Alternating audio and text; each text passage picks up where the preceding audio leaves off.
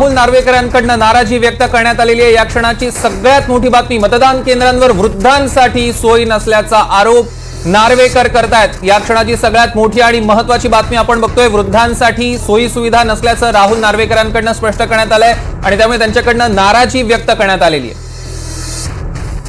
मतदान केंद्रांवर वृद्धांसाठी सोयी नसल्याचा आरोप आहे।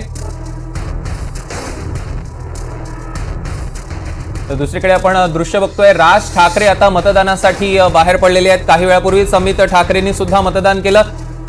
या क्षणाची मोठी बातमी, मतदान केंद्रांवर वृद्धांसाठी सोयी नसल्याचा आरोप होतोय राहुल नार्वेकरांकडून, त्यामुळे नाराजी व्यक्त करण्यात आलेली आहे। बरोबर, विधानसभा अध्यक्ष राहुल नार्वेकर आहेत। साहेब, आज मतदान झालेलं आहे, सगळीकडे वेगवेगळ्या ठिकाणी होतंय। यावेळेस कुलाबामध्ये मतदान वाढेल, तुम्ही स्वतः उमेदवार आहात। आम्ही अशी अपेक्षा करत आहोत की जास्तीत जास्त इकडे मतदान व्हावं आणि त्याकरता आम्ही पूर्ण प्रयत्न करत आहोत। आणि मला वाटतं की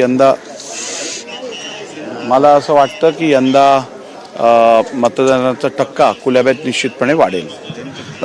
अनेक भागांमध्ये वेगवेगळ्या सेवा सुविधा नाही आहेत। आता सुद्धा तुम्ही आरोनशी बोललात, नाराजी व्यक्त केली की ज्येष्ठांना गाड्या आणायला येत नाही या संदर्भात। नाही, इकडे कसं आहे की आपण मतदानाचा टक्का जर वाढवायचा असेल तर मतदारांना जास्तीत जास्त सोयीसुविधा देणं अपेक्षित आहे।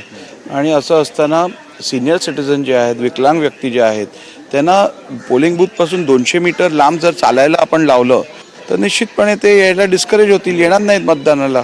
म्हणून मी त्यांना विनंती केली आहे की जेवढे विकलांग व्यक्ती असतील आणि वरिष्ठ ज्येष्ठ नागरिक असतील त्यांना किमान त्यांच्या व्हेक्युलर मुवमेंट गाड्या ज्या आहेत त्या पोलिंग स्टेशनच्या बाहेरपर्यंत आणण्याला परवानगी द्यावी।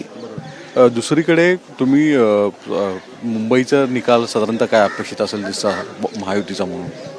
उत्साहाचं वातावरण दिसतंय आणि महायुतीचे सर्व उमेदवार मुंबईत यशस्वी होतील अशी मला पूर्ण खात्री आहे। विधानसभा अध्यक्ष म्हणून तुमची कार्यकाळ पाहिली, पुढे दुसरी अपेक्षा? पक्षाची जबाबदारी देईल आणि मतदार जो कौल देतील तो स्वीकारला जाईल। तुम्हाला खूप खूप शुभेच्छा, धन्यवाद। सागर कुलकर्णी, NDTV मराठी, मुंबई।